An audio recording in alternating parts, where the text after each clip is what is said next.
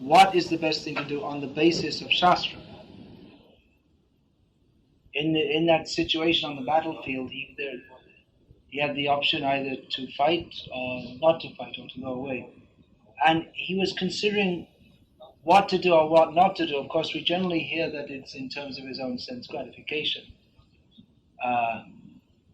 But actually he was trying, that idea is there, that his decision was influenced by his own sense gratification. But actually, if we find in the life of Arjuna in Mahabharata, and in the lives of all the Pandavas, all great personalities, that they were simply, in every step of life, they were simply trying to understand what is the proper thing we should do according to Dharma. And we'll find often in Mahabharata, because Mahabharata is an exposition of Vedic culture, that great personalities, they will discuss among themselves what is the proper thing to do. And how they will discuss, on what basis, what is the proper thing to do according to Dharma.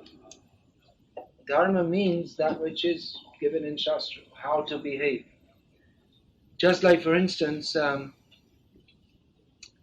when Arjuna, he won Draupadi in the Swayamvar.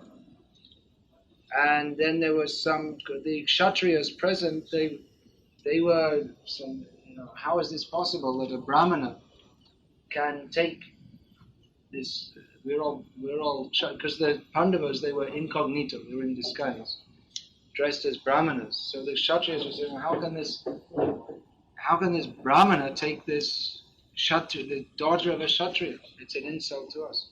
But then Arjuna had specifically, before the test, which was to shoot the arrow and hit the target, he specifically asked, is this contest for Kshatriyas only, or is it for anyone? And Drishtadyumna, who's the brother of Draupadi, said that it's open to anyone. So anyone who hits the target and shoots it down, they can have the hand of Draupadi, whatever caste they're from, even if they're a Shudra. So actually, Drupada Maharaj, he organized, he arranged it, he made such a test, and he knew that only Arjuna could do it, because he wanted Arjuna to win it. And the Pandavas were supposed to have burned in the house of Lak, but there was some rumor that they were still alive. So Drupada Maharaj, the father of Draupadi, she got the name Draupadi. So he made the Swayamvar, the selection ceremony of the princess, in such a way that he knew only Arjuna can do this. So anyway, Arjuna won and he did the test and took Draupadi away. And he was with Bhima at this ceremony. And then he came back, and every day when they came back, because they were pretending to be Brahmanas, they were acting as Brahmanas. So they would call out to their mother that now we came with the alms, and she would always say, okay, share it equally between you. So Bhima, as usual, he's joking, he said, oh, Arjuna brought something very good today, as we went out begging for alms. He said, okay, whatever it is, share it between you, all 5 brothers. Wait a minute, it's actually a young princess. Oh dear, what to do now, because I can't speak a lie.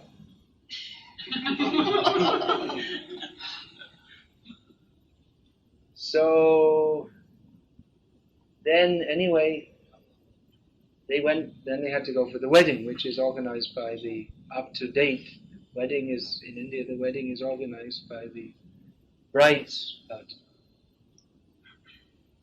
And then Drupada, he was, who are you actually? Why don't you tell us? What's your lineage? Where are you from? He said, well, actually, my name is Arjuna, and this is my brother, Yudhishthira. I said, oh, wow, that's wonderful. I'm so happy. Everyone thought they were dead, and now they're alive, and Arjuna said that, so we'll arrange the wedding then for Arjuna. Yeah, but there's just one thing that, according to the rules of dharma, the elder brother should marry first, and I'm the third brother. So he said, Drupadi Maharaj said, okay, all right, she can marry Yudhishthira. It's all right. Well, actually, there's another thing, is that our mother said that we should share the alms equally. And that means we all have to marry her, because our mother, she never told a lie. She doesn't want to tell a lie. And Drupadi said, this is impossible. This is against the rules of dharma. It's quite possible for a man to have many wives. It's not possible for a wife to have many husbands,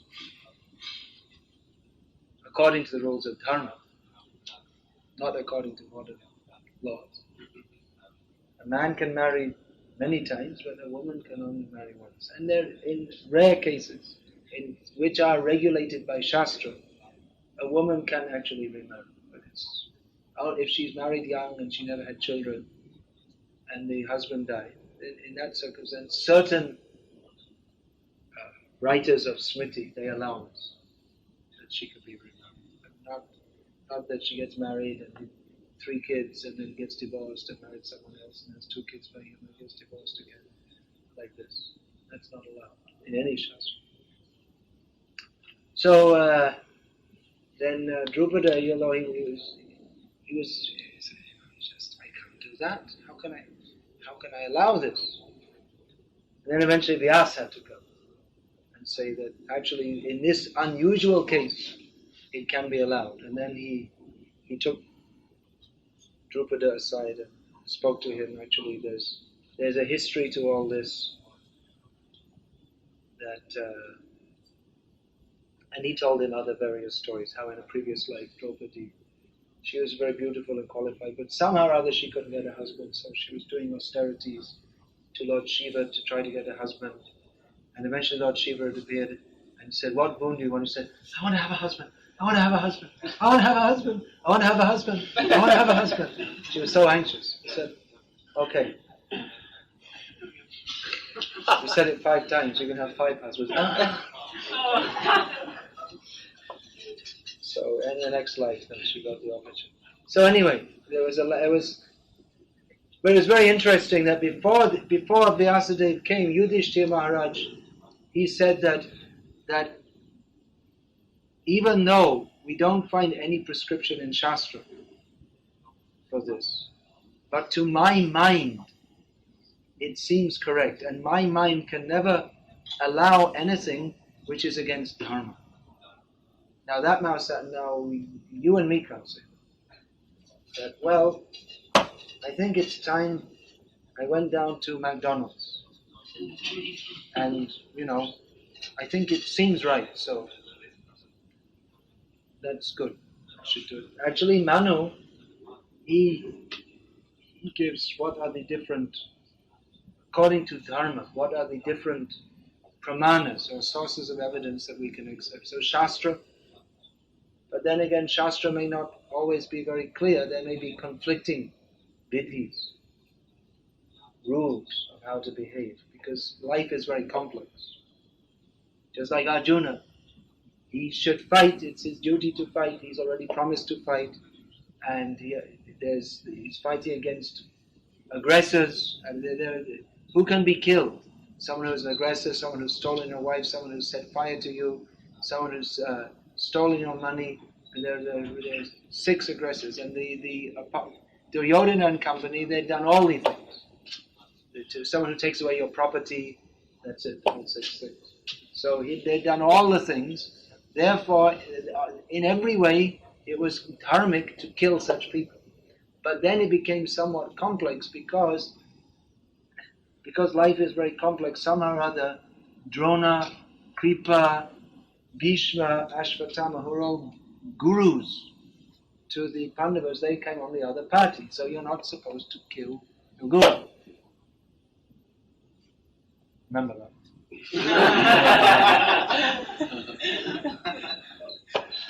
So you're not, as Prabhupada notes in the report, one is not supposed to even offer a verbal violence. One can question the guru, but one is not supposed to even verbally be violent or give pain or any such thing. So Arjuna was in a quandary, dilemma. In you say dilemma. There's a word for that in Sanskrit, dharma sankat. The word for dilemma is dharma sankat. It means when you're not sure what to do according to the principles of dharma. Sankata means some difficulty. So a difficult situation. So Arjuna was in that situation, but Yudhishthira, he said, this seems right to me, and my mind cannot say anything. So Manu, he said, first thing Shastra, then if there's Dharma Sankat, then he doesn't use exactly that term, but then you have to consult learned persons, and learned persons doesn't mean someone who is simply read even the Shastra, but you see, to be a guru, there are two basic qualifications that's given, that Tasmat Gurum Pravedita Jigasu Shreya Uttama. Then Brahmanya Pasha. Shabde Pareta Nishnatam Brahmanya Pasha. He should have gone to the other shore of Vedic knowledge. In other words, he knows what is Vedic, the whole expanse of Vedic knowledge is understood. Should be learned in Shastra. But also who has fully taken shelter of Brahma, which means the absolute truth, which means Krishna, this word Brahma is used here, which there are many meanings. It means he's not only learned in Shastra, but has fully taken shelter of Shastra. Or the ultimate meaning is fully taken shelter of Krishna. Brahmanyu Pashamashra. Upa Ashra means not simply theoretically, but himself has taken shelter of a guru who is also fixed in Shastra. So if one is confused, if it's not clear to him what is his duty, then he should consult someone who is experienced, learned, and who is fully in line with Shastra. And that's another. There are also customary rules. There may be some traditional rules, which are not directly according to Shastra, but they have been accepted by learned and Arya, or properly people, respectable, civilized people. They've been accepted. There may be also what's called Deshacha, which means local customs, which don't contradict Shastra. So they may be accepted within Vedic culture. If it's accepted, again, local customs doesn't mean, like in Zagreb, it may mean going to your friends and drinking wine. So that cannot be. It means local customs of civilized people, which means people who follow Shastra. So these are the various pramanas, and the last praman that Manu gives, that in deciding what to do in any particular situation, is one's own self-satisfaction. One should feel satisfied to do this. That could be called one's own consciousness, one's own sense of right and wrong. But again, that is not simply what I feel like, but it's based on Shastric understanding. When it's said one's own consciousness, that means the consciousness of someone who's been trained in Shastra, in understanding what is Shastra and acting according to Shastra. It doesn't mean just some whimsical feeling, because whimsical activity is rejected by Krishna. He says that this is demoniac. People who don't follow Shastra and act according to their own whims. Ya Shastra vidim utsuja vartate kama karata nasasiddhim avapnoti nasukam naparam gatim. Those who do not act according to Shastric directions, who act simply according to their own whim, they cannot attain perfection, nor happiness, nor the supreme destination. So acting according to one's self-satisfaction means that when one's mind is fixed in dharma, and most important, param dharma, actual dharma means surrender to Krishna, then he should do what feels right. Someone who is very elevated, like Yudhishthira, he can say that my mind can never speak, my mind can never accept anything which is not dharmic. So this seems right to me, therefore it is acceptable. Yudhishthira can say that. He's fixed in understanding.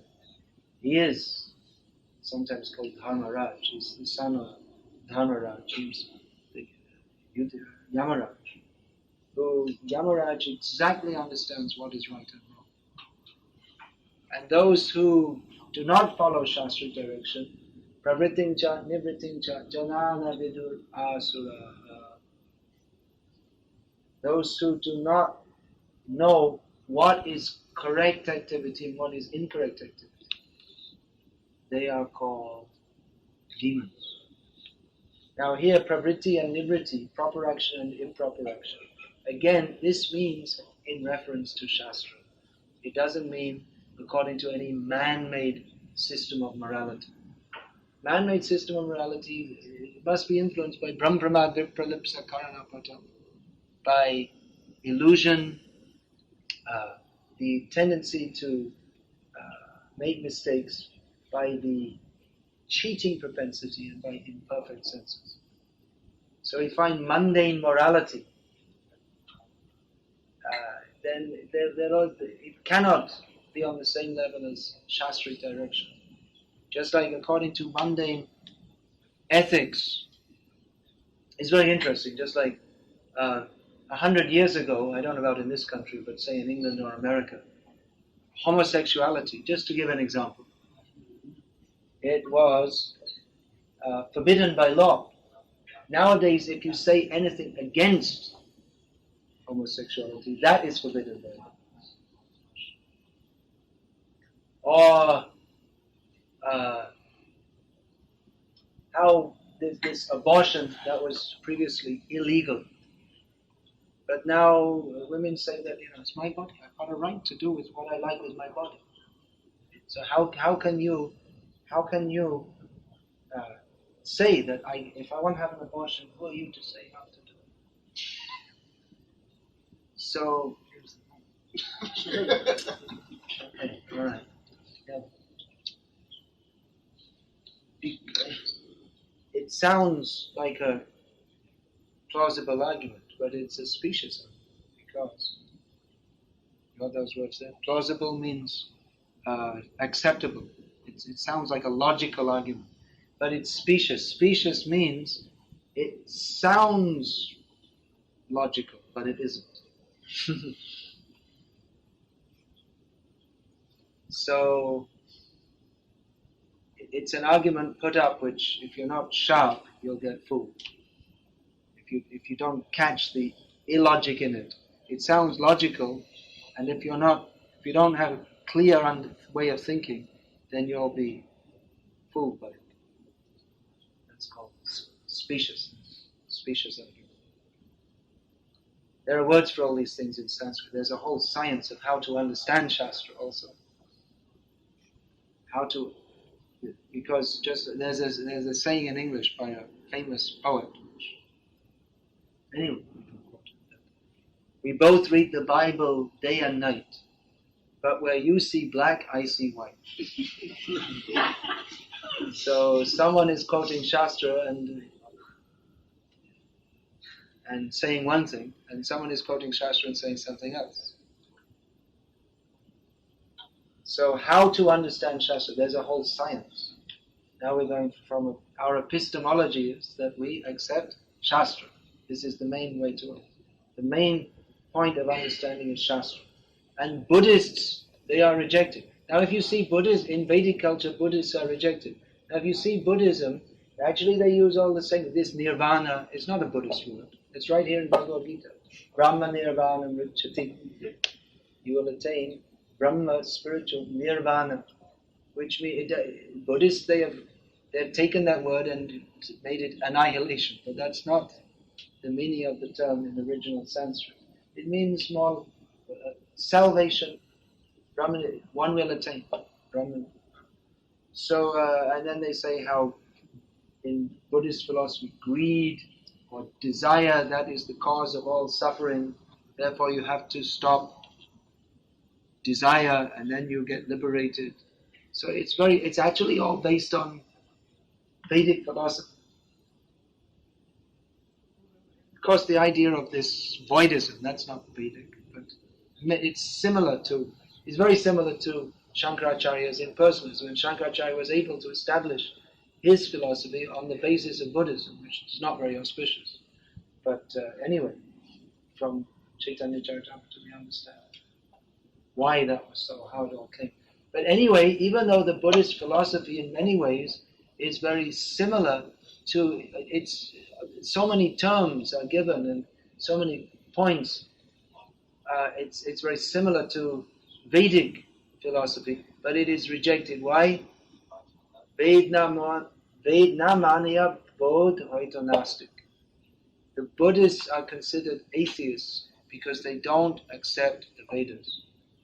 Whereas, they're even, actually the Buddhists are considered, in Vedic culture they're considered unfit even to talk to.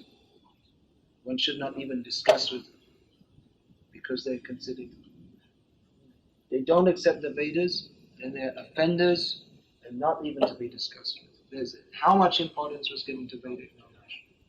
If you don't accept the Vedas, if we're going to discuss anything, it should be on the basis of Shastra. And the whole Vedic society was simply permeated with Shastra. Even the Shudras, who were not allowed to study the Vedas, they would get the Vedic knowledge from hearing the Puranas of Mahabharata. And anything anyone had to do. Prabhupada notes in the Ishopanishad, that introduction, which is actually a speech Prabhupada gave on the importance of the Vedas. So he said that traditionally in India, if someone said something to someone else and they didn't agree with it, they'd say, "Oh, you're telling me? Is this some Vedic injunction?" In other words, if it's a Vedic injunction, you have to follow it. And if it's not, then you're just talking nonsense. If you're not talking according to Shastra, then it's just despicable. The Buddhists are rejected. They're talking ahimsa, paramo dharma, Buddhism. The topmost religion is ahimsa, non-violence, be nice to everyone, be kind to everyone, be good, be fair. It sounds very nice. But the Buddhists are rejected. They're considered totally despicable because they don't accept Shastra. Then how to understand Shastra? That's it. Then that's the next point. But there are, just like I was saying, the specious arguments. So how to understand Shastra, there's a whole science of how to understand Shastra also in the Vedic injunctions. That comes from the school of Mimamsa. We've heard of Karma Mimamsa. That means the people who think that there's no need to believe in God because God is there, but if we follow the Vedic injunctions, He has to fulfill His obligation because He made the Vedas, and therefore we just have to follow the Vedas, and we do different sacrifices, and we'll go to the heavenly planets. And there's no need particularly to believe in God because His job is just to fulfill the rewards that we get from following the Vedic injunctions. So God's there, that's okay, but no need to give any special importance to it. But they give a lot of importance to the Vedas, and you have to follow the Vedas. Actually, all the Vedic schools do, but in particular, they have the Mimamsa system they made a system of how any words in Shastra, any statement, how are we to understand it? And it's quite a logical system, and that's accepted by all schools of Vedic philosophy, even those that don't agree with it. But they have given the system of what's called in English hermeneutics, which means there's the science of scriptural, they call it interpretation. We don't call it, Yeah, I guess you could call it interpretation. Although Prabhupada's point was that we don't interpret. It's not exactly interpretation, but we take it as it is. That's also a kind of what you could call hermeneutics. How are we to, here is a statement in Shastra. How are we to understand this? Karma Brahma Bhavang Vidhi. Brahmakshara, what is this? Brahmakshara Samudbhava. How are we to understand? You'll find different acharyas, they will describe this in different. Here, what does the word Brahma mean? And different acharyas will give different, well, this word here in this context means this and that. But Prabhupada's point, actually, is Chaitanya Mahaprabhu's point, is that we just take Shastra as it is. And there may be some ground, in some cases, for taking Shastra not exactly as it is. And that example is given, Gangayam Gosha, which means the houses of the cowherding caste on the Ganga. So if you think, well, either they're living on houseboats, but that doesn't seem very practical because where are they going to keep their cows? So on the Ganga here means on the bank of the Ganga. So that is an interpretation because the literal meaning, the houses of the cowherd men on the Ganga, it doesn't make sense. So this is an example of, in English actually you say the same thing. You would say my house is on so and so reka, so and so river. In Croatian you say like that. You say it's on the river. So that's understood. It means on the river bank. Or this Zagreb is built on the river Sava. Sava. Water is sour. It's a name. I understand. I'm just trying to give a solution. So Zagreb is built on the river Sava. You may think, well, there's how many people in Zagreb? 2 million, something like that. 1 million. Well, how do they all fit on the river? It's understood that they're on the banks of the river. So, like that, script interpretation is acceptable and actually required in certain circumstances, but not in all circumstances. Just like, for instance, when Krishna says, Manmana bhava madbhakto, always think of me and become my devotee. That is not interpretable unless one is a rascal. Then he will interpret it to mean it is not the person to Krishna that we have to surrender to, but to the unborn eternal within Krishna, which is not what Krishna said. And it's also not correct to say it because we can cite, as Prabhupada has, we can cite evidence from the Kurma Purana that what is it? Deho Veda Vibhedo Yam Neshvare Vidyate Kochit. That in the Supreme Personality of Godhead, Dehi Deha Vibhedo Yam Neshvare Vidyate Kochit. There is no difference between his body and his soul. Ishvara Parama Krishna Satchidananda Vigraha. His form is fully spiritual. It's not for Krishna that he has a body and a soul. His body is he. So this interpretation, it's not, first of all, it's not required because Krishna directly says, think of me. And if we say to the unborn eternal within Krishna, there's no unborn eternal within Krishna. So both ways it's nonsense. So Shastra, the point is, Shastra has to be followed. And how to follow, that also, of course, it's a very complex subject, which, maybe it sounds as if I know a lot about it, but I don't.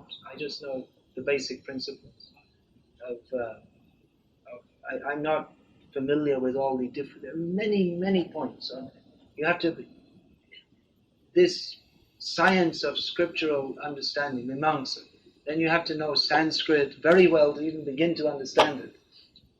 Because a lot of it's based on understanding of grammatical usages and so it's very complex actually. So I don't understand it, but I know something about it. But the point is that here Krishna is citing that we have to follow Shastra conjunction. And how to follow that?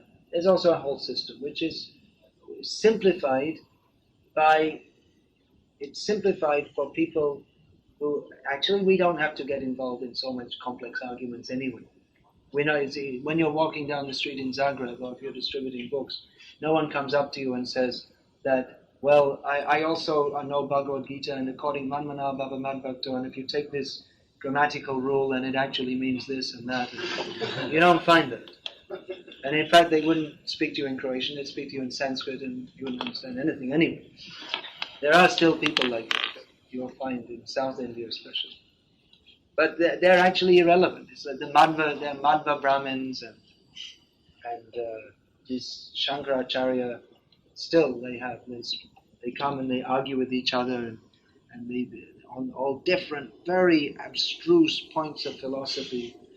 And anyway, they don't change. And it doesn't make any difference to the people all around them because they don't understand. It's just a few people. Previously, it was the whole tradition of India. The Madhvacharya, how did he spread his country? They walked. Madhvacharya walked from South India up to Badrinath. So on the way, they met people, and there were pundits in every village, and they discussed with them and convinced them. Shankaracharya did the same. Chaitanya Mahaprabhu did the same. Of course, Chaitanya Mahaprabhu was chanting Hare Krishna also, but he met. It's described Chaitanya Mahaprabhu went with so many different Sri Vaishnavas, Tattvavadis, followers of Sankhya philosophy, Buddhists, Jains, all different kinds. And he convinced them philosophically also.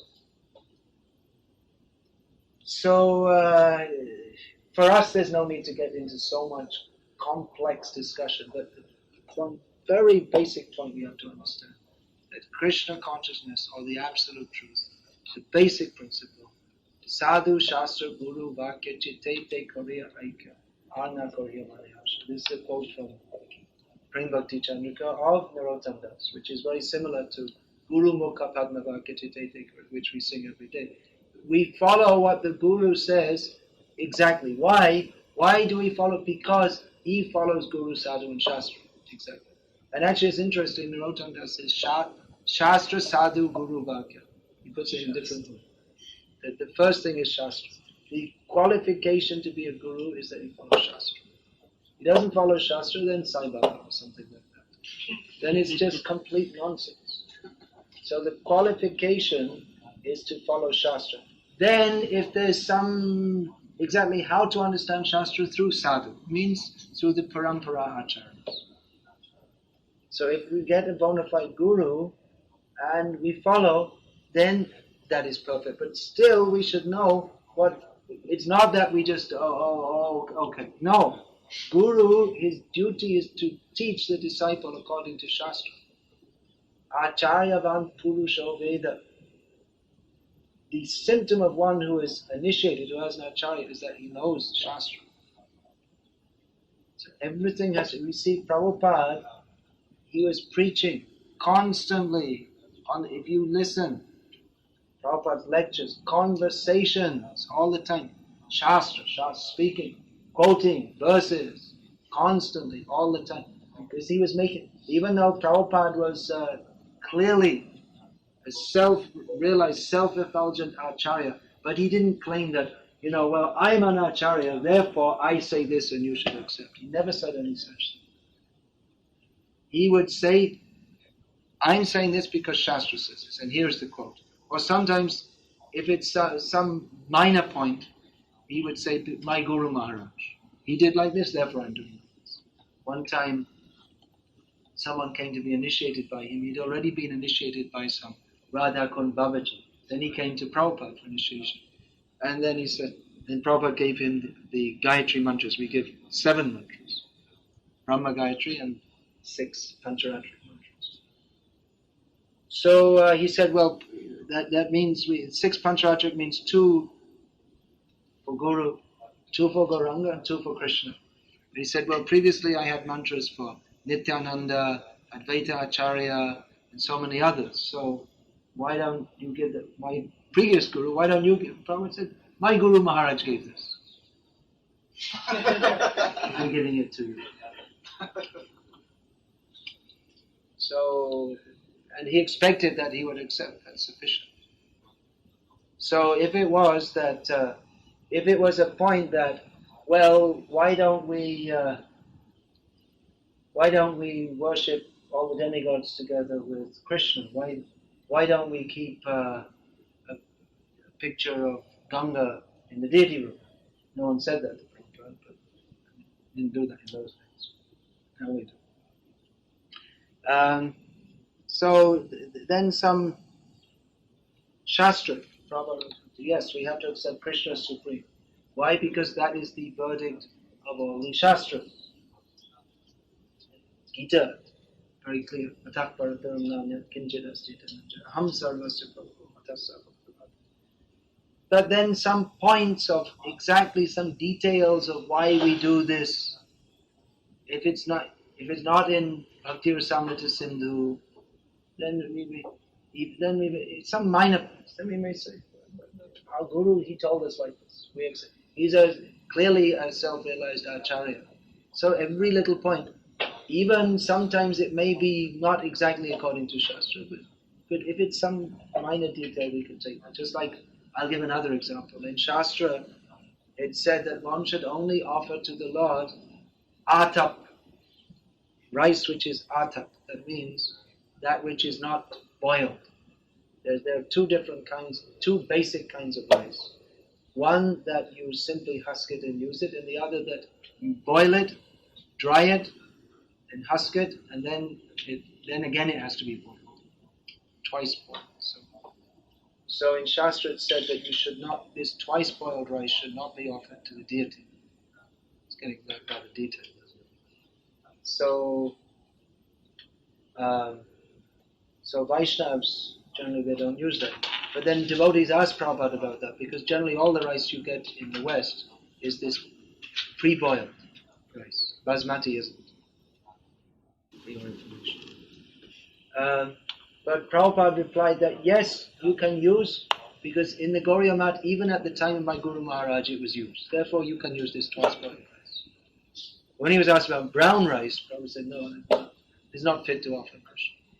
Just for your information. Yeah. So then I made some more inquiries about this, and actually this twice boiled rice, that was used in the Gauriya Math in the time Bhaktisiddhanta Saraswati Thakur, that which was received in Bhiksha, when the devotees went begging, when that is given, that can be used. And that's according to Shastra also. Generally, that can be offered to the deity also. That can be accepted because it's given. But that which is purchased from this, or that which is even that you yourself produce, that should not be offered. That's usually this big fat rice which is not very digestible. The village people like that get more energy for working. Like that. It's heavy rice. So anyway, I'm just giving some example. Now basically one has to follow Shastra.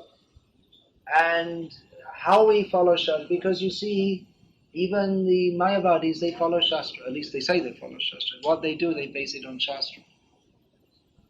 And we can discuss with genuine Mayavadis, like some Shankaracharya, if you ever happen to meet one. Then the genuine Shankaracharyas, which means the genuine bogus people, they, if you're going to discuss with them, they'll discuss with you on the basis of Shastra. Actually, I met one of these Shankaracharyas at Sringeri, one of the original mats set up by Shankaracharya, and he was actually quite happy to speak to me, because all the time people just come to him for blessings. So we spoke. He said, do you speak in Sanskrit? I told him in Sanskrit, whatever. I know how to say in Sanskrit, but I don't speak Sanskrit. So then we spoke in Hindi, because they don't like to speak English, because that's considered Mlecha Bhasha. It doesn't actually mean, when it said Mlecha Bhasha, it doesn't actually refer to that it's spoken by Mlechas, but it refers to the composition of the language is disordered. So it's not considered fit to speak by civilized people, which is a fact. Although in the Bhavishya Purana it said that in Kali Yuga the Brahmanas will speak Mlecha Bhasha. So you'll find the educated people in India, they all speak, it's considered highly educated if you speak in English. Anyway, back to, what's the name of the place? Sringeri, the place of Rishi Shringa. So anyway, I was quite happy to speak. We were discussing Bhagavad Gita, this and that, personalism, impersonalism, but anyway, it was just like a game for both of us, because anyway, I knew that, if he wanted to pull out all his big guns of, all the different pramans and all the interpretation of grammar, I'd be lost. But anyway, he was just enjoying it. It's very nice. You people are coming from the Western countries, learning all these things. So,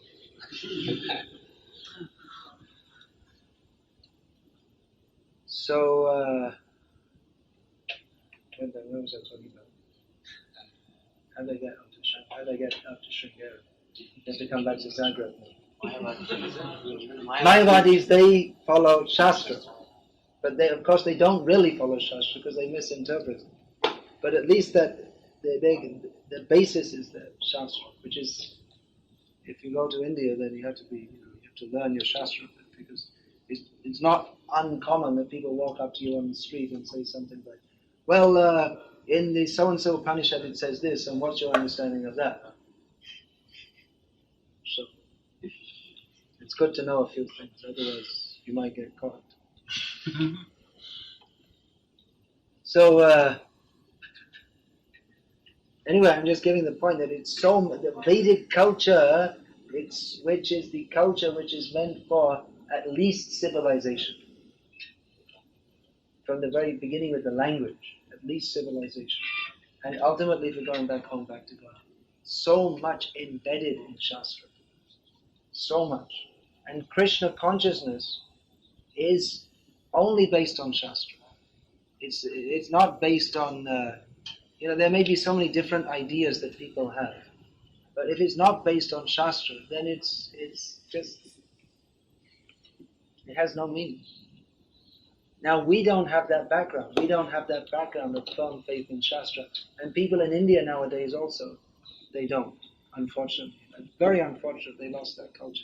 But at least, one thing I can say about preaching among Hindus in general is that generally when we emphasize this point, and actually my preaching in India, I don't discuss so many things. As soon as someone talks some nonsense, immediately we bring it. Is this, you have to follow Shastra. If it's not in Shastra, we don't even discuss it. So, at least our devotees, those who take to devotional service, they can understand this point and accept it. And in preaching also, in Zagreb, if you say that, it won't, people, there's just some crazy fanaticism. But at least in India, up to today, you can make this point, that whatever you have to say it on the basis of Shastra. If it's not on the basis of Shastra, it's not acceptable. And they may wriggle this way and that, but they have to. If they're at all serious, they have to accept it. Now, we don't have that. So that's what I'm saying. When devotees, people, they from Hindu background, and then they take to Krishna consciousness according to Shastra, according to what Prabhupada has taught us, which means according to Shastra. Then they can accept that. And then immediately you understand what is acceptable, what isn't. Immediately it's people, different people come up, what do you think about this guru, that guru? You don't have to discuss so many different things. If it's not according to Shastra, if it's not Bhagavad Gita as it is, then immediately reject it. Put it on the garbage. And every once a week burn it. That's what you should do. Just nonsense. All nonsense. You don't have to, it's not required to study all these different philosophies and what is this Maharishi saying and what is that. They all have beards, these people. This Ravi Shankar and Asher, they all have beards. People think. Looks spiritual look. Spiritual.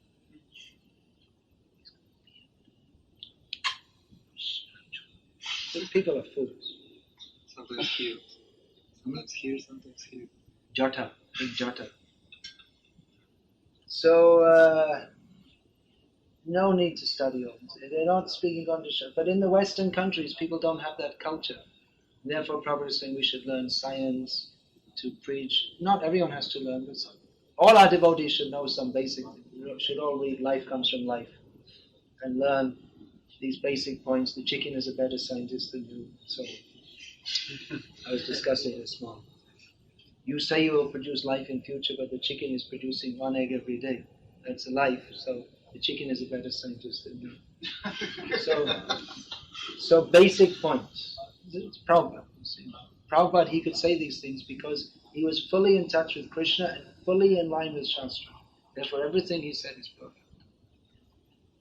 So the people in the Western countries, they don't have this culture, and therefore you may have to learn some other things. But another difficult, for our preaching, we have to learn other things. But we ourselves should be fixed in Shastra.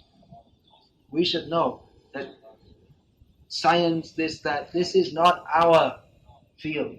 We may use that just like we take, to chop down a tree, you take some wood from another tree, put the metal head of an axe on it. So it is not that we accept their methodology, even their methodology. We adopt it as a temporary measure, but we don't subscribe to the scientific methodology. Because you are attached to that, and you think that everything has to be understood scientifically. We will show you that your science is bogus. You have to go. If you want to understand more than what science has got to teach, then you have to come to this.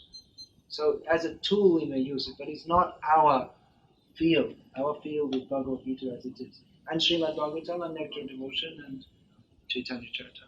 These are the Shastric knowledge.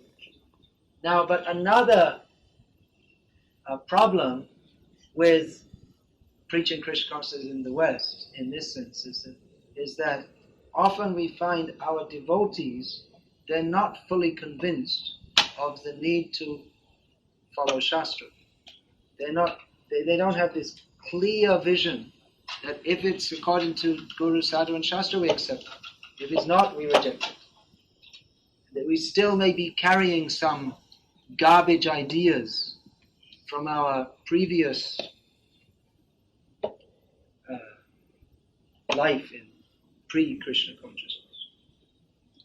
So it's a different way of thinking, the modern eclectic way of thinking that, well, you see, you take a little idea from here and a little idea from there and you mix it up in your brain, and whichever cocktail you like. You see, some people like cocktail 40% vodka, 60% tomato juice. It's called a Bloody Mary. You probably know that also. I also come from the same background as you. All glories to Srila Prabhupada. Thank you. Thank you, Srila Prabhupada. So some people like it, and there's, you can put a little bit of lemon in also, and people like it in different proportions, and you can even invent your own cocktails, because they're all different kinds of spirits and different kinds of fruit juices. This is my background. And I won't talk about that anymore. I'm just giving the how people, they take, you take a little bit of philosophy from here, and then you take a little from there, and you mix it all up, and then it's far out. And so we have it, when we come to Krishna consciousness, that's good. But I also remember reading something in there, and we can mix it up, and we don't have this clear vision that we see. Guru Mukha Padmavakya Chitete Karya Arna Karya Manayasha. Or we don't, even more important, Shastra Sadhu Guru Vakya Chitete Karya. So we may take a guru, but then we don't understand the point that Guru himself, his qualification is that he only speaks according to Shastra and only acts according to Shastra. And if he doesn't do both of these things, then he has no qualification to be Guru. Guru is not something someone flies out of the sky with a halo on his head and manifests 6 arms. His qualification is that speaks only according to Shastra, with the proper conclusion of Shastra, and acts according to that. Now, if he speaks according to Shastra, but doesn't act according to that, then bogus. So he may say, well, according to Shastra, we should chant Hare Krishna. And now, my dear disciples, we're going to go to a movie together. And we're going to go to the ice cream parlor together. So this is bonus. Now, it may be that someone's behavior is very good, and they follow everything, but they speak nonsense, which means that which is not in Shastra. There's no praman for it. There's nothing in Shastra to show that. They may say, and people think, well, it's a guru, so what he is saying, it must be right. But that's back to front logic. What he speaks is correct, therefore he's a guru. You follow, you see the difference? What he speaks is correct, which means what is according to Guru, Sadhu, Shastra. And if he doesn't, he just speaks something, some speculation comes in his mind, he may think, well, he's a guru. But if it's not according to Guru, Sadhu, and Shastra, we should reject. And this is not something simply theoretical I'm speaking. Because we have seen in our movement, and we are seeing in our movement even today, that there are gurus who, they as prachar kare keha na kare acha kare keha na kare prachar. Acha pracha name karo hai tui kaj tumi sarva guru tumi jagate arja. Is exactly the point that Haridas Thakur, Sanatana Goswami said to Haridas Thakur, some people speak very nice philosophy, but they don't follow it. And others, they behave very nicely, but they talk all nonsense. But you do both of these things, therefore you are qualified to be the guru of the whole world. But we have seen and are still seeing in our Krishna conscious movement today that there are certain personalities who take up the post of guru, and then they think because I'm a guru I can just do whatever I like or say whatever I like. They themselves didn't understand what it means to be a guru, which means to be the perfect follower. As Prabhupada himself said, my only qualification is that I strictly followed my Guru Maharaj, isn't it? Prabhupada always said that. That my only qualification. Prabhupada didn't say because I'm this or because I'm that. He's born in a Vaishnava family. Prabhupada said at one time that there's no point in my life where I ever forgot Krishna. But even that in itself, Prabhupada, he didn't give that as the qualification. My only qualification is that I strictly followed my Guru Maharaj. And my Guru Maharaj, what is his qualification? He strictly followed. And always quoting from Shastra. So if we find that someone, even a guru, is speaking something which is not according to Shastra, or is not acting according to the proper standard of Vaishnava behavior, then what should we do? What does Shastra? Shastra discusses this also. Shastra says, as Prabhupada is quoted in his Bhagavatam commentary, Guru api, which means even though he is a guru, Guru api avaliptasya, karya majanata, utpanna pratipannasya, parityago vidhiyate. Which means that even if one is a guru, which means guru is a very exalted position, highly exalted, how guru is to be respected, followed, all one's life, one has to give one's very life to one's guru. But even if one is a guru, if it is observed that he is not properly situated, doesn't know how to teach properly, or has become involved in sense gratification, then such a person is to be parityago, vidhiyate. Vidhiyate means it is a rule, it must be done. Parityago means, tyag means to give up. Parityag means fully given up. So that is the direction. So I would request all of you to consider these points very carefully, because it's actually a very crucial time in our movement, where because of Prabhupada's preaching, actually in the first days of our movement it was a very big struggle. But now it's much easier actually. I mean, people just join a temple, everything's there, it's all set up. There was a big struggle in the first days. No one appreciated this movement. It was a very great struggle.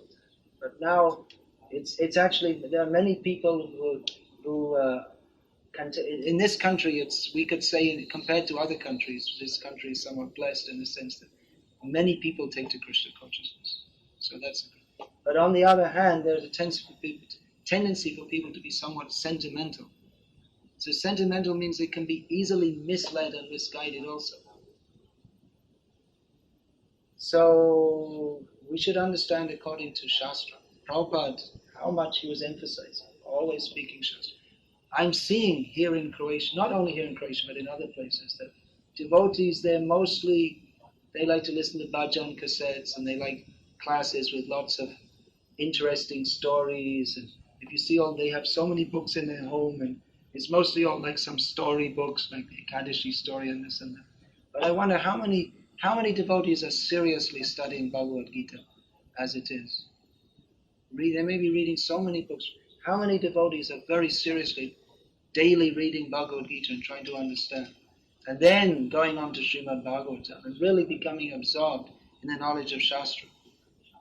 Simply, of course, it's nice to hear about different stories, but unless we have a very solid basis in the philosophy of Krishna consciousness, you can hear many stories. It becomes a kind of entertainment. That's all. And the sign of that is that we're not fixed in spiritual knowledge, and we continue with our material attachments. And then Krishna consciousness becomes a bona fide religion, like the Catholic Church or something like that, where you go to church and the priest says something and you put something in the box and you come away and you go on with your life. And bona fide religion means, I have my house, I have my wife and my girlfriend and my dog and my cat and my telephone and my work and my religion. It's just, it's part of life. The car also. Yeah, the car, all this difference. It's my religion. See, I go to church once a week. I'm a good Catholic. I go to church. Saturday night at the cinema and Sunday morning at the church. I'm a good Catholic. So that's what it becomes. And we get accepted by the public. Public is very good, you see, bona fide religion. But it's not bona fide according to Vyasadeva. It's not bona fide according to the Acharyas. And we end up as a bona fide cat, fish, dog, or whatever within the 84 lakh species of life. That's what happens. What is that? Asharadhana Purusha Dharmasyasi Purusha. Aprapyamang nivartante ritu samsara. Those who are not faithful on this path of devotional service, Krishna says, they do not attain me, but they attain repeated birth and death. That's what happens. So Krishna consciousness is not simply something sentimental. It's very serious. It's not simply a matter of becoming a vegetarian. There's a lot more to it than that. If we follow it exactly, then we go to Krishna. If not, we're in trouble. And a lot of people getting in a lot of trouble because don't know Shastra, they're not encouraged to study Shastra, and then where are you going to go? You're not going to go to Krishna because you're not fully convinced that Krishna is the Supreme Personality of Godhead. And as Chaitanya Mahaprabhu said, this material world is no better than a hole into which people pass through. We think that it's nice. Material world is nice. Oh, we shouldn't be too serious. We shouldn't be too fanatical. Just later. These are all standard excuses. I'll become Krishna conscious later. Or then some guru comes along and says, "Oh, you see, he's a really great guru. He's a really fantastic guru. You just take the initiation from him, and then just by his blessing you'll become Krishna conscious." This is another bogus idea. Guru may be great, but you have to do your work too. However great he is, he may be like, seeing the gopis at every minute. Of course, Prabhupada never said, "I'm seeing the gopis at every minute." No doubt he was, but Guru, he may be, floating in Radha, but he has to tell you, you chant 16 rounds, follow these 4 regulated principles, study Bhagavad, and you have to do it. It's not that you put a picture of Super Guru on the wall, and you see, I'm initiated by Super Guru. And, I don't have to do anything else. By his blessing. But he has to, real Super Guru tells you, you chant Hare Krishna, You take it very seriously. Give up sense gratification. Take only Krishna prasadam. Follow the four regulated principles. And we have to do it. Even it's super guru. We still have to do our work. And if we don't do it, then we don't get Krishna consciousness. So this is another bogus idea. You have to get this guru and just pray his blessings. The blessing is he gives you instruction and you follow it. You have to do your work also. There's so many bogus ideas floating around. But it's not what I learned from Srila Prabhupada. And some people say, well, you see, Prabhupada didn't teach you everything. For such people, I would like to quote what Srila Prabhupada said. We kick in their face with boots. That's a quote from Srila Prabhupada. Of course, he didn't do it, literally. But that was his attitude. Certainly Prabhupada gave us everything. And because we're rascals, we want to avoid what Prabhupada gave us, and it will be Gopi Leela, this, that, and after the pub. It's simply rascal. There are so many things. Anyway, I get the basic idea. We should be very serious to understand Krishna consciousness. As it is. This is Bhagavad Gita as it is. There's only one alternative to as it is, which is as it isn't. There's no half as it is and 50% as it is. There's no such thing. It either is Krishna conscious or it isn't. So Krishna consciousness means what Prabhupada gave us. And there are so many people giving something special which Prabhupada didn't give us. Prabhupada had another thing to say. I urinate in their face. So he actually said that in a press conference when they asked him about. I remember as a little kid, I read in the paper. I was like 8 years old or something, and they asked Prabhupada in Hong Kong, "What do you think of this Guru Maharaj Ji?" There was some bogus guru, very popular in America. Yeah, he was calling himself God, and Prabhupada said, "Do you really want to hear what I have to say?" He said, yes. It may not be very nice. You really want to hear? I read it afterwards. I just read this short thing in the newspaper that said trouble in Nirvana. That was the headline. So he said that he is not God, he is dog. I kick on his face, I urinate in his face. What will he do? And it came in all the newspapers all over the world. But I personally finding it a little difficult to even preach against these bogus gurus outside our movement, if within our movement we're also talking all the same nonsense kind of thing.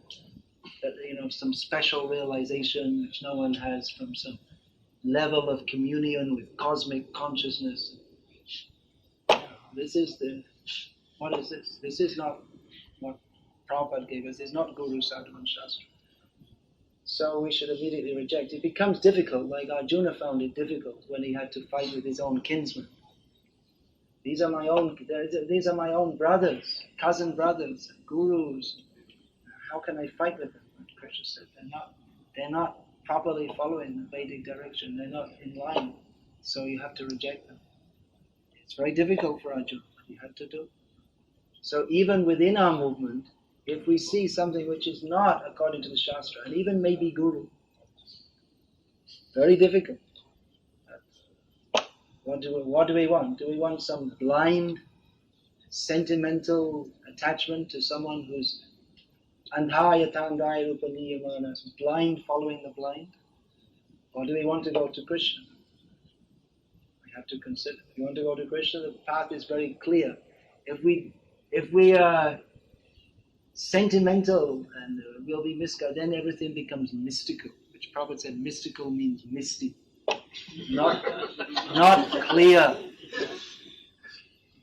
Not clear. What Prabhupada gave us is very clear because it's 100% the absolute truth. Hare Krishna. Enough said for now. More later. Not today. There's the summer camp that I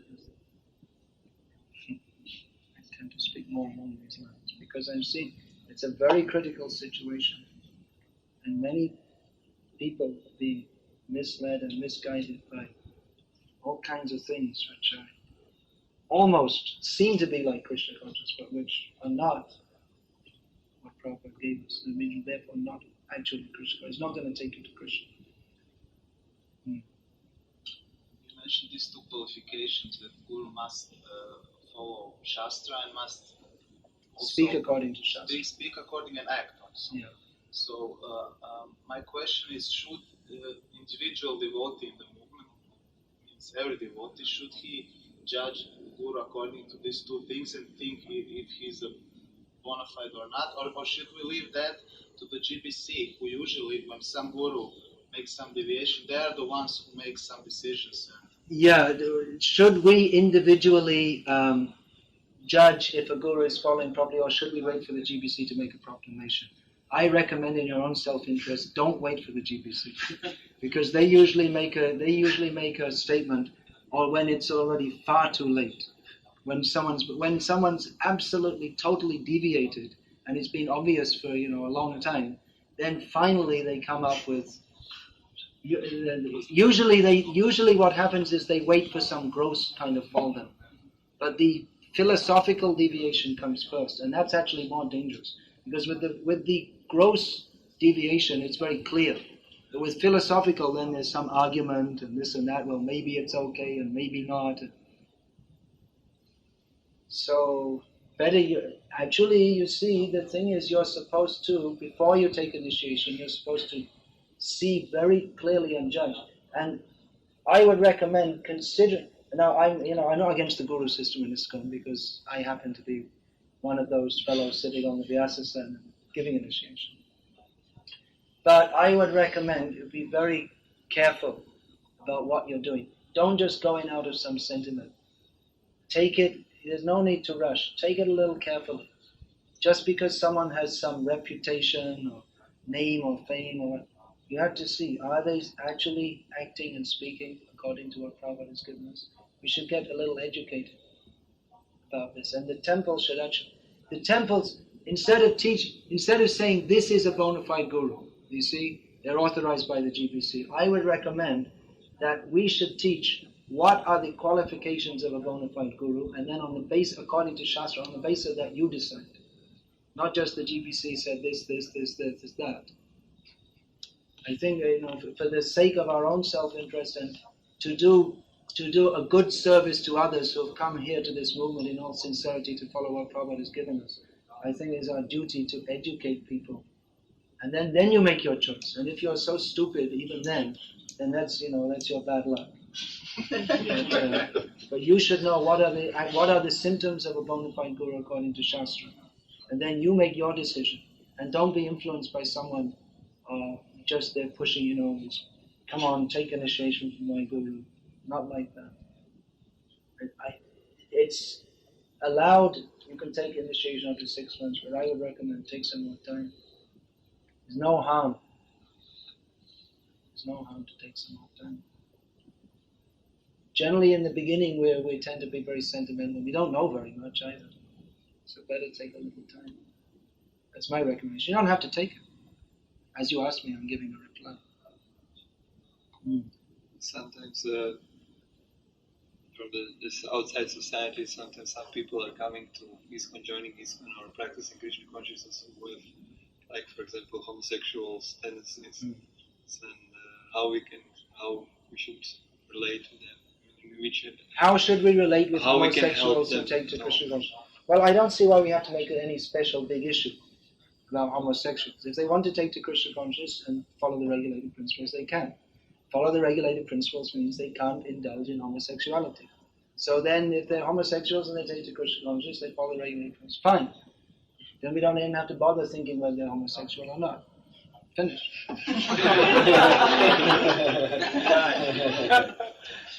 And if they don't follow, then how can they advance? So we can't condone that. We can say you can go on chanting Hare Krishna, but if you're engaged in illicit sex, then you can't properly make progress. Prabhupada recommended, actually, they should marry.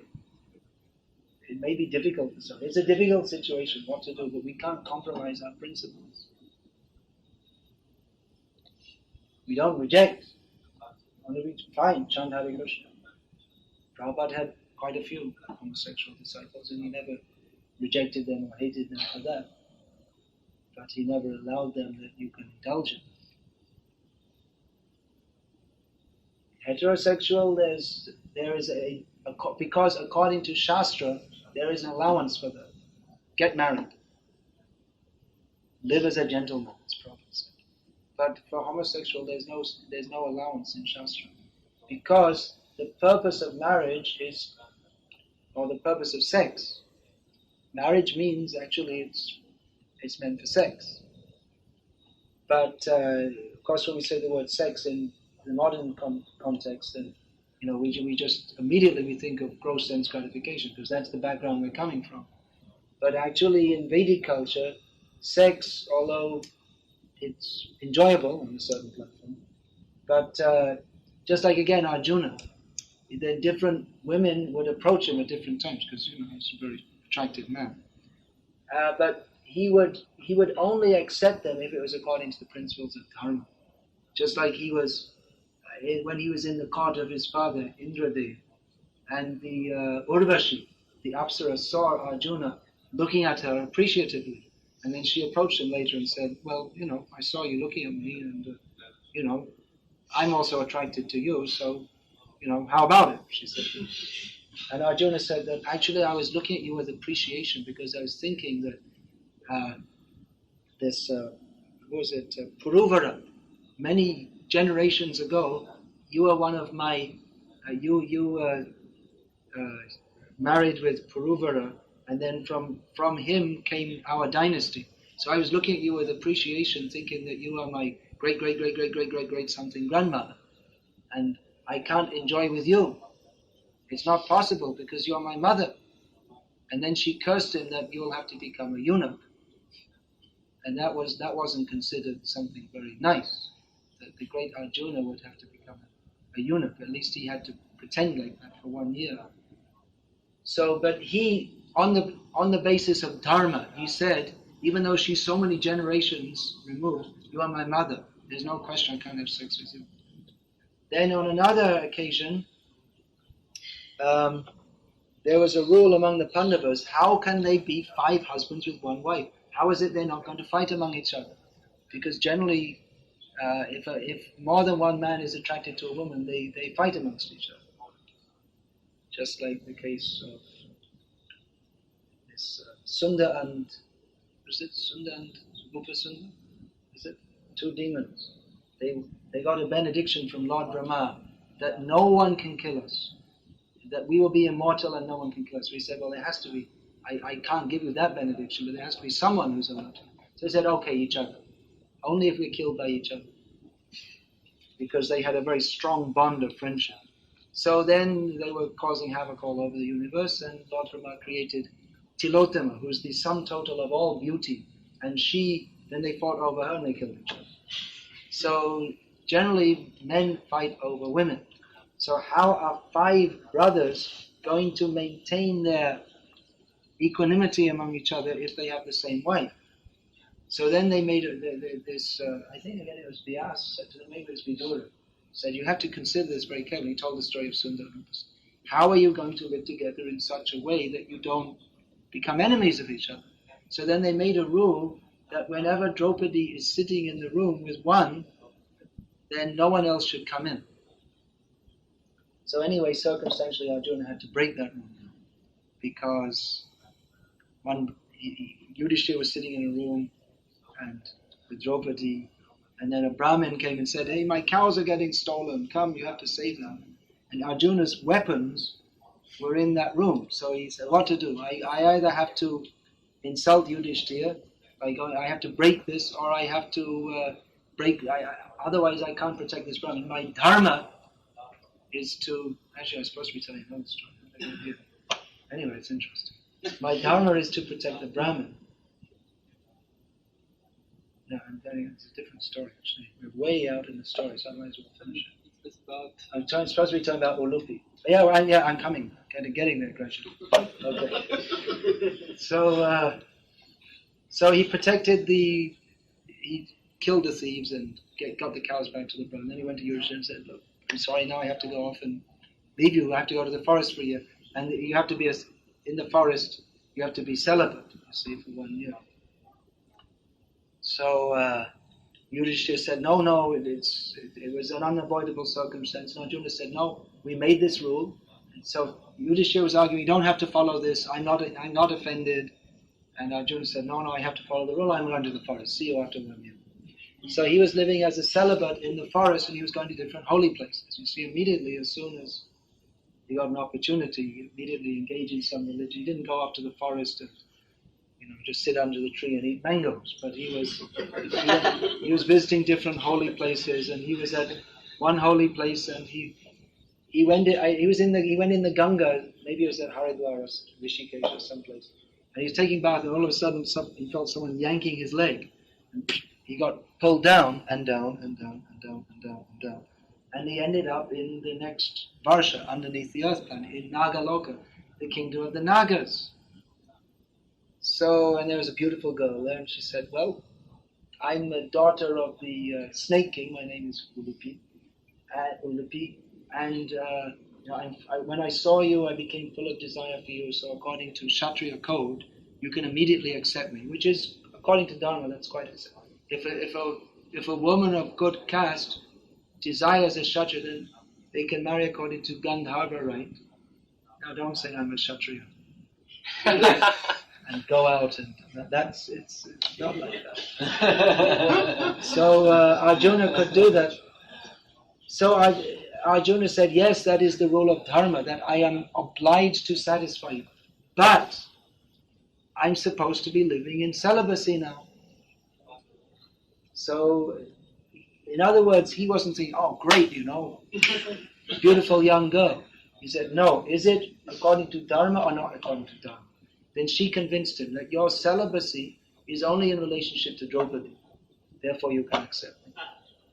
So the point that he was engaging in sex life, but only according to Dharma, not simply wantonly enjoying sense gratification. So that was about something else. What was the point? Homosexual. So there is injunction in Shastra for enjoying sex, but it should be according to the principles of Dharma. And there is no principle of Dharma that says that homosex is allowed. So if someone has that tendency, then we can welcome them, please chant Hare Krishna. But if they are to be initiated, or if they are to live in our ashrams, then there is no homosexual activity. And there is some thing called Galva, Gay and Lesbian Vaishnava Association. This is very serious. I mean, it's very, very serious. They're trying to say that homosexuality we have to accept. They say that we encourage people to be Vaishnavas, homosexuals. We encourage them and we tell them, don't engage in sex. But if you can't control, then you live together. One man is one man, one woman is one woman. So it sounds okay, doesn't it? But it's not. Because there is no allowance for that in Shastra. This is the point. There is no allowance in Shastra. It is against Shastra. So we don't have to make a big issue. Now it's become a big issue all over the internet. One of our Vaishnava gurus is saying that according to Vaishnava culture, according to Vedic culture, homosexuals are considered auspicious. This just came out 2 days ago. And I immediately wrote back and said that please provide some Shastric evidence, because Prabhupada has written clearly that the sexual appetite of one man for another is considered demoniac. So this is an issue. We'll be hearing more about it. Because that guru is going to be at the summer camp also.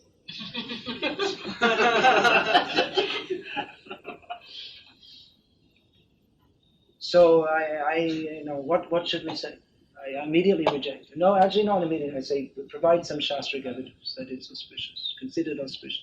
He's saying that Jagannath Mishra invited homosexuals to the birth ceremony of Chaitanya Mahaprabhu because they're considered auspicious. I mean, I read Chaitanya Charitamrita a few times. I never read any such thing. And I never heard that it's considered auspicious. So, anyway, if he can provide some Shastric evidence, then we'll have to examine it.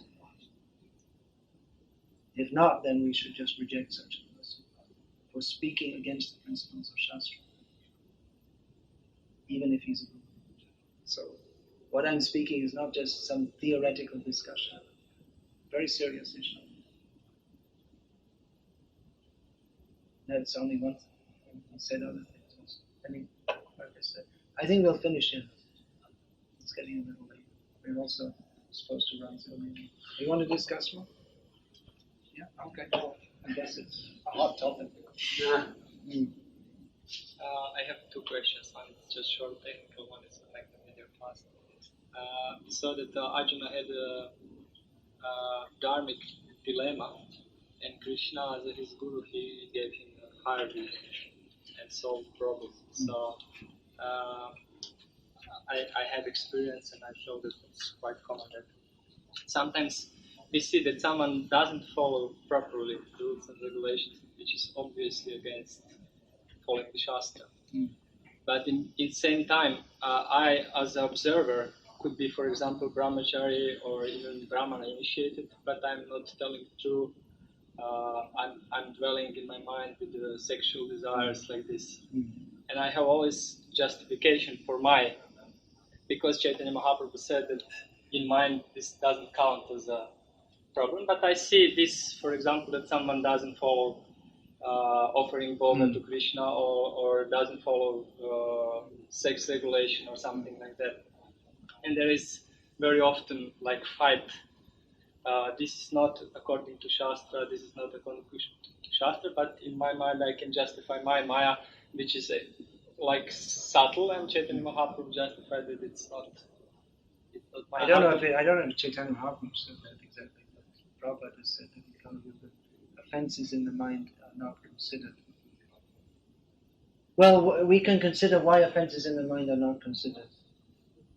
Why is that so? Can you imagine why? Because it's Kali Yuga. Because it's Kali Yuga, yeah. So at least we should act according to. At least we should act according to Shastra. And mind we also have to control. It's very clearly stated in Shastra that we have to control the mind.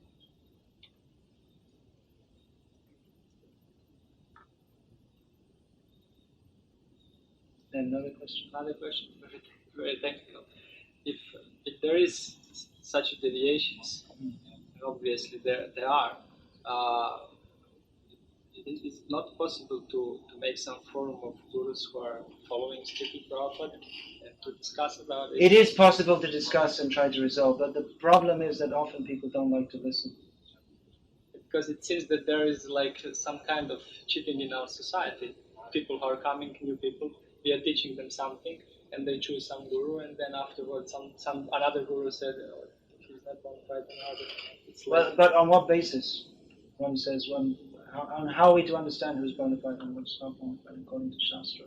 Yeah, I understood this point, but as you said in the class, when we are coming to Krishna consciousness, we are coming. Well, that's why I'm suggesting that you quite teach immature people to understand what are the principles of Shastra and teach people to recognize what are the symptoms of a bona fide guru rather than saying this is a guru. Yes, we are teaching like that in Bhakta class. But anyway, it seems it's a global problem. Yeah. I feel definitely we should be much tighter. Our movement has become very loose. That everything is, anyone can say anything and it's all okay. Maybe because previously we were very strict and then we thought we had to care about others and see about their feelings, but then we lost the base. Of course we have to care about others and see to their feelings, but that doesn't mean that we allow people to say anything and do anything which is not according to Shastra. As I was saying in the class this morning, people talk a lot about caring about each other and feelings, but a lot of it's simply on the mental platform. Really caring for people is to teach them to follow Krishna consciousness very strictly, not to, this psychological problem and this and that. We all have millions of psychological problems. This happened in my childhood. You've had millions of childhoods. So whatever it is, chant Hare Krishna. You can't all this tangle what's going on in your childhood. You can't sort it all out. And even, what there may be from previous life. And then, as Prabhupada said, he was discussing Freud. Freud said you have to do this psychoanalysis, go back to your childhood and sort out all these shocks you've had. Can anyone remember what Prabhupada's response was? What is the guarantee you will not have another shock?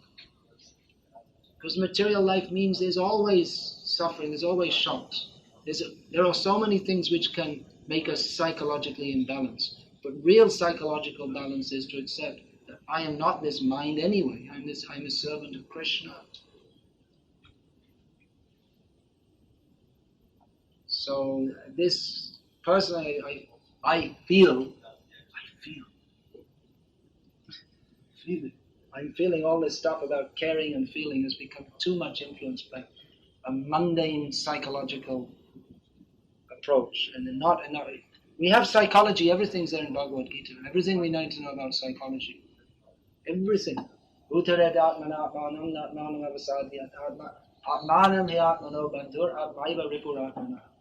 One should elevate himself by the mind and not degrade himself. The mind can be your best friend or your worst enemy. Everything we need to know. 3 modes of material nature. These are the things we should discuss. These things will help us to advance in Krishna consciousness. As far as psychologists, one person has one theory, someone else has another theory. They all have different theories, and they're all crazy anyway. They're the ones who commit suicide more than anyone else, these psychologists, isn't it? Because why? Because they know that, I guess they know they're cheating on us.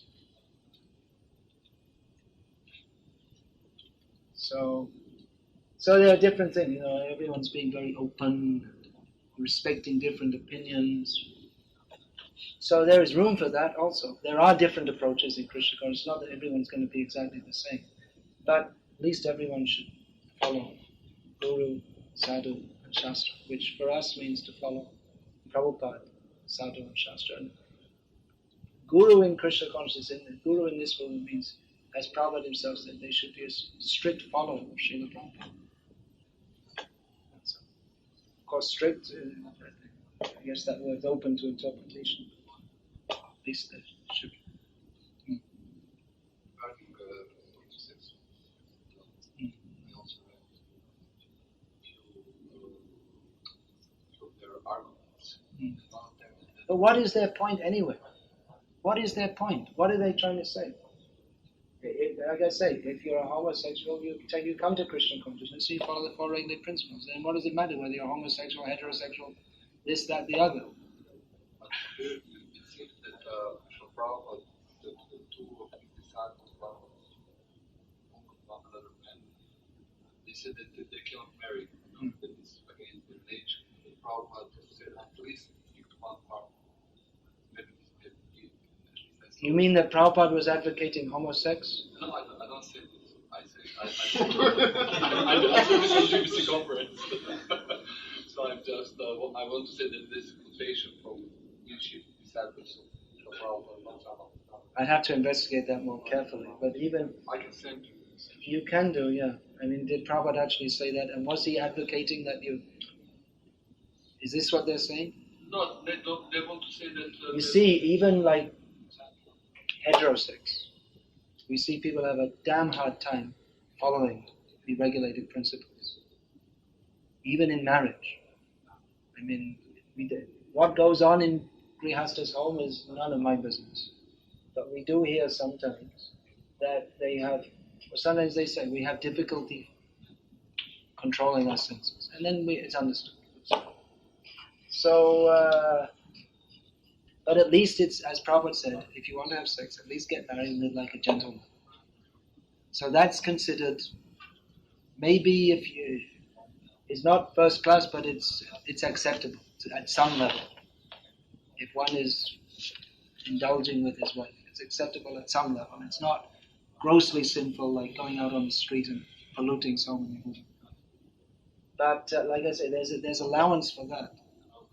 But there's no allowance if you for homosexuals. So if you say live together and we'll just be friends,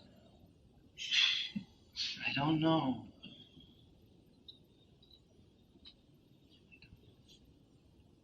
Anyway, you can if you want to do, you find some guru who allows it. Don't come to me. I'm not me.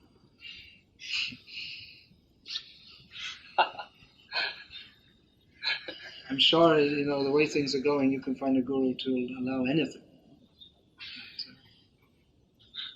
Then what's the meaning of it? That's what they want gurus who allow. That's why people say, you see, this guru's got so many followers and ISKCON doesn't have so many. The Prabhupada said, I'm selling a diamond. If you're selling a diamond, there has to be some qualification to buy that. If you're selling cheap glass bangles, then anyone can come. If there's no rules and regulations, then anyone can come. See, Gauriam out there making so many fun. How are you? On the spot initiation. You may not even know you're initiated until afterwards. Sometimes it happens with the Like that. Yeah, here's some beads, chant with us, now you're initiated. And whether they're following this, that doesn't matter. Just, Krishna is very merciful. This guru is very merciful. So you can get many followers, but it's no credit, and it doesn't actually help people to give them such a so-called initiation. Because if the minimal level is no level, do whatever you like, then they'll never go above that. That's why not only should the disciple test the guru, but the guru should also see as the disciple. Is he willing to come up to the standard? Because if before initiation, if they're not willing to come to a minimum standard, then it's going to be very difficult to raise them afterwards. So guru should see the disciple and disciple should see the guru. So you may say it's very merciful to allow them this, but how is it merciful? Because they're not going to make any advancement in Krishna consciousness.